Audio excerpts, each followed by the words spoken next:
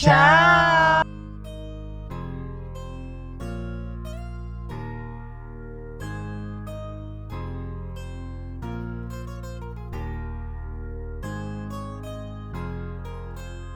Hello everyone, welcome back. Super exciting video today. So my husband and I went on our honeymoon / elopement trip to Italy. So I just wanted to give a little intro because I didn't speak in any of the videos while we were there. I just took videos in the moment. So I'm gonna put clips and videos over my voice talking so that you can see what we were doing and everything. But we had the best time ever. It worked out perfectly. I was super nervous that we would miss a flight or have a long connection or delays or lose our luggage or anything like that, and everything went perfectly. So I'm just super happy and I can't wait to share everything with you. So our first flight, it was about 2 hours, and then we had about a 3-hour layover where we got some lunch and just hung out until our next flight. Our second flight was the longest flight. It was to London Heathrow Airport and was supposed to be about 7 hours, but it was cut short a little bit, which was nice. So it ended up being about 6 or 6.5 hours. And once we landed in London, we didn't really have any break. We just went to the next gate and we're getting ready to board our about 2-hour flight to Florence. By this time it was Sunday morning, so it was the next day over there, and it was still pretty early in the morning at this point, and by the time we landed in Florence, it was about 11 o'clock. When we got to Florence, we were picked up by a driver from the Airbnb that we were staying at, which we did have to pay for, but it was super nice to already know we were gonna have somebody there. I arranged that with the owner of the Airbnb before we got there, so that was super nice. And the Florence airport is not very big at all. So we literally went through customs, got our bags, and walked right outside to meet our driver. We had about an hour or about 45-minute drive to our first Airbnb, which was in Tuscany. We stayed at all Airbnbs, and I booked this trip all by myself, which I was super proud of because everything ended up being extremely nice. I was originally wanting something private for the two of us where it would just be our own place, nobody around kind of thing, and I decided against that because I wanted us to have people around so that we could ask questions, get advice on where to go and things like that. And it ended up being the best move I could have made because the owners of the Airbnbs were super nice and super helpful with excursion, accommodations, with transportation and everything. They helped us so much.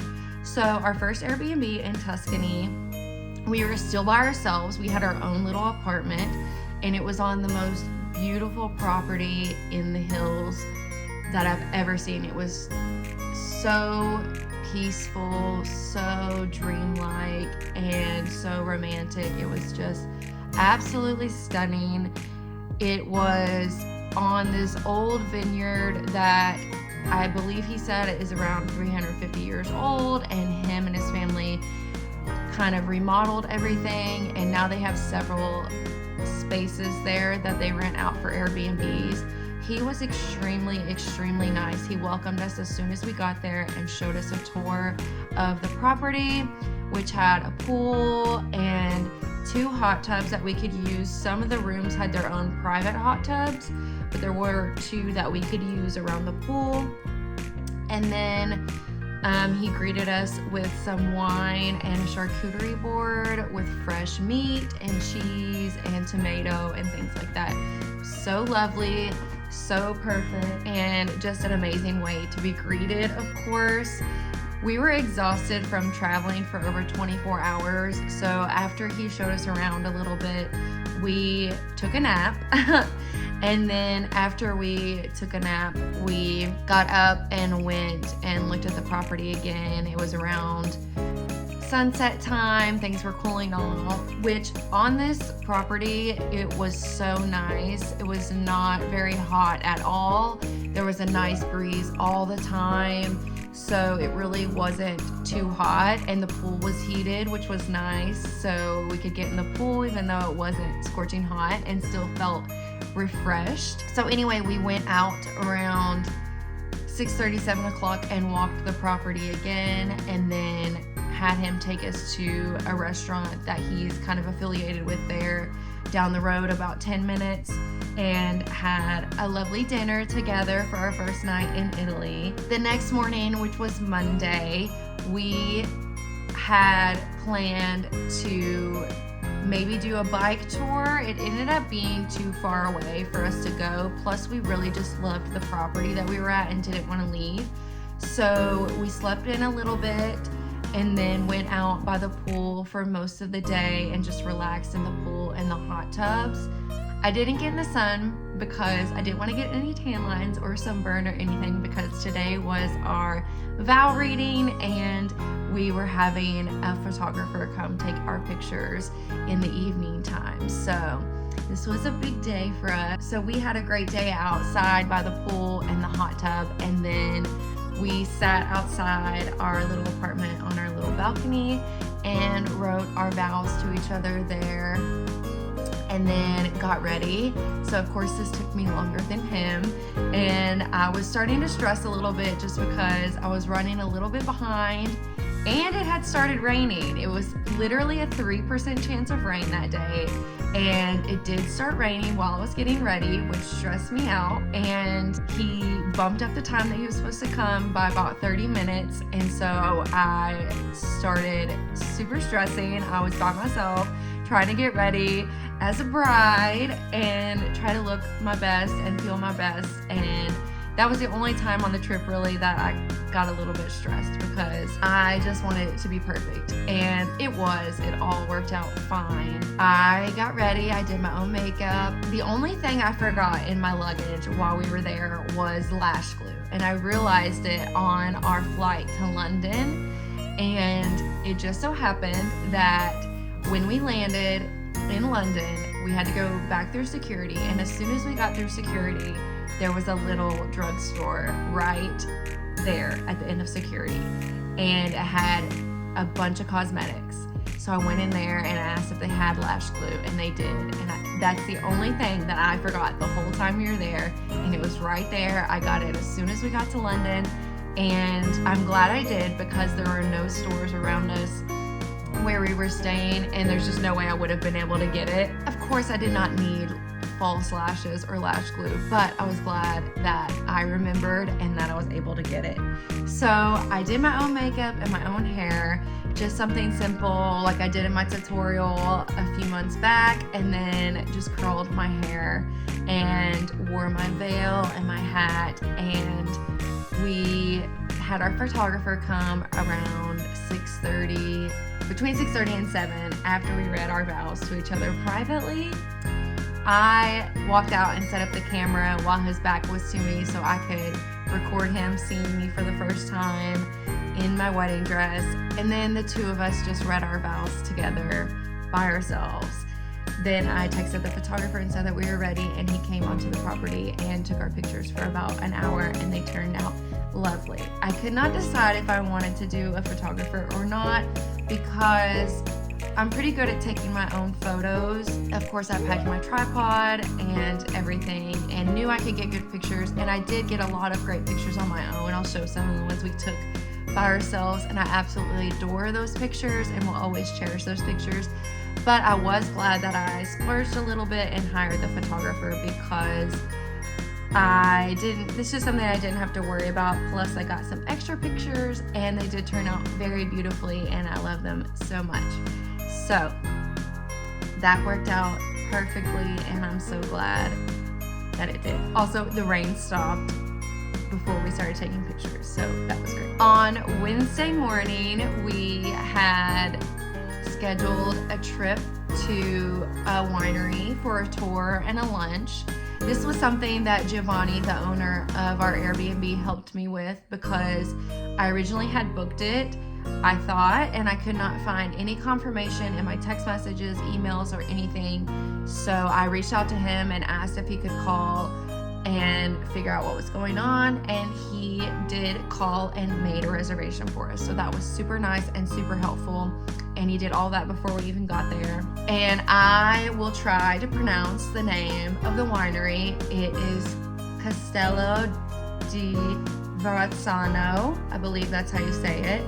It was beautiful. The grounds were so pretty. It literally looked like a castle. And so he showed us around, showed us all of the wine cellars, and showed us the different types of wine that they have there, how they make it, and all the details that goes into all of that. Then we had a nice lunch where they served us wine that paired well with different foods. So we started off with some bread and olive oil, which they also make there, and then some meat trays, some pasta, and some dessert, and it was all very nice. Of course, they take things very slowly there. They're not in a rush like we are here when we eat. So our lunch ended up being about 2 hours, but it was very beautiful, and we had such a beautiful view the entire time, and we really enjoyed it. After lunch, we went to a little grocery store. Oh, also Giovanni arranged transportation for us to go here and back. So we also paid for that, so it wasn't included or anything, but he had somebody drive us to the winery, and then I told him about when we would be done, and he came and picked us up. So once he picked us up, he actually dropped us off at a grocery store for a minute so we could get a few things to eat for the evening, and took us back to the Airbnb where we just relaxed and had a very, very nice evening in the hot tub with the gorgeous view of the property. And then for dinner, we had some Powerade, Sprite, Coke, pizza rolls, and ice cream that we got at the grocery store.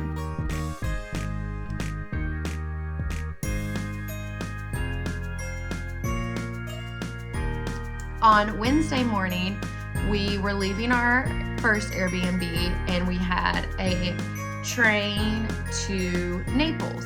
So we also had transportation arranged that day to take us to the train station at 5:30 in the morning, where we caught our train around 7 o'clock, and we got McDonald's breakfast and had about a 3-hour train ride to Naples. Super relaxing, super beautiful. Billy's never been on a train, so that was fun for us to experience together. And then once we got to Naples, I had arranged a car service to drive us to Positano. We did have a little bit of trouble finding this driver because he did not pick us up at the train station. He picked us up at a hotel around the block, which in hindsight was not hard to find, but we didn't know where we were going, and it was super hot. We had all of our luggage, and it did stress us out a little bit, but all in all, it was fine. We found him, and it was about an hour drive to Positano from there, which was beautiful. So once we finally made it to our Airbnb in Positano, we had our luggage taken down for us via this super funny lift that they made, and they put all of our bags in it and wheeled it down to the bottom floor where our room was, which was super cool. And we had checked in to our room, and the view was amazing. I had been to Positano for like 12 hours when I studied abroad 10 years ago, but I had not been back since, and of course Billy had never been there, and it's just breathtaking. It's so beautiful, so different compared to Tuscany, which is also beautiful, of course. They're just so different and beautiful in their own ways. So that day we just relaxed once we got there, and in the evening we went out, made our way down to the city center, which was about 10 to 15 minute walk. It was about half on the road and half stairs. If you're familiar with Positano at all, you know that it is a lot of stairs because it is quite literally a town built in the mountains. So there are a lot of stairs and a lot of hills and a lot of windy roads, but it really wasn't hard to find at all and wasn't bad. we just walked down and shopped at all the little shops along the way, and then had a lovely dinner on the beach. Then on Thursday, we did about the same thing. We did get up and have breakfast. The Airbnb that we stayed at had a complimentary breakfast, which was extremely nice and had a very nice view. So they had some things set out kind of like a buffet breakfast. And then they also let you order a coffee and something off the menu, which was pancakes, oatmeal, eggs, something like that. So for the first day I had pancakes. Me and Billy split those, and we had coffee and fruit and cereal and everything else. Then we did relax most of that day just because it was extremely hot. So, and we weren't going to the beach or anything like that, so we just relaxed a lot, and then in the evenings went out and shopped some more and had another delicious dinner and dessert. On Friday, which was our last day there, we did about the same thing. We had breakfast, and then in the evening we went out a little earlier, and we actually had a private sunset boat tour scheduled, which was something that the owner of that Airbnb helped me with, which was super helpful. And this was a little bit of a splurge, but honestly, Billy and I both said that we would not have traded that for anything in the world. It was so beautiful, so fun, and something we will remember for the rest of our lives.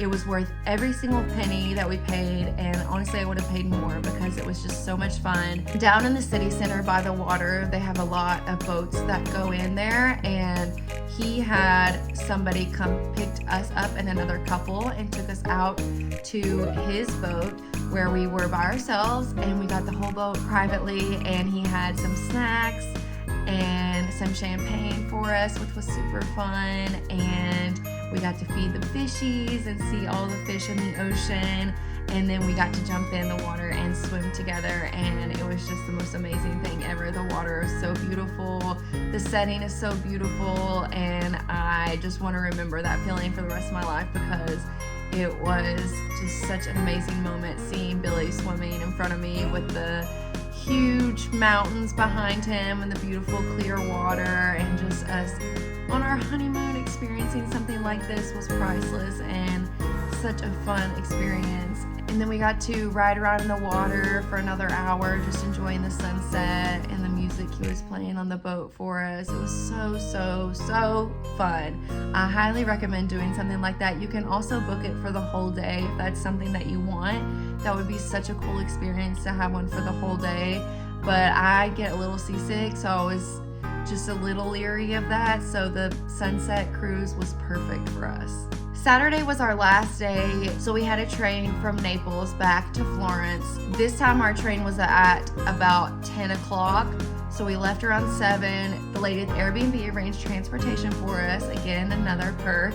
This was kind of expensive. All the transportation was pretty expensive, but you know, how else are we gonna get around? So it was fine and not too bad. So we went to the train station in Naples and took another 3-hour train back to Florence, where we stayed for the night until our flight the next day. So we stayed in the Florence city center. I just found something relatively cheap on Airbnb for one night, and we made it to the Airbnb, and we were super tired, so we rested a little bit and then went out for pizza and explored just the major sightseeing areas in Florence, and it was so beautiful. The sunset was amazing. The pizza was delicious, and it was such a great last stop on our trip.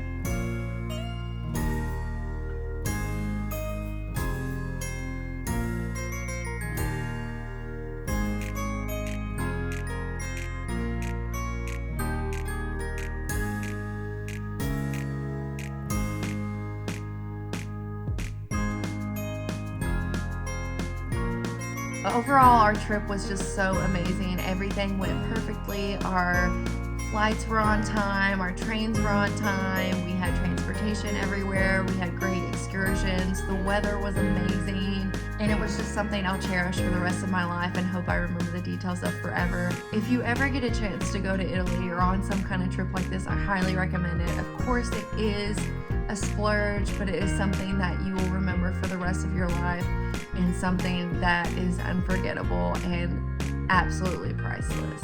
Thank you guys so much for watching this video. I hope you enjoyed it, and I'll see you in the next video.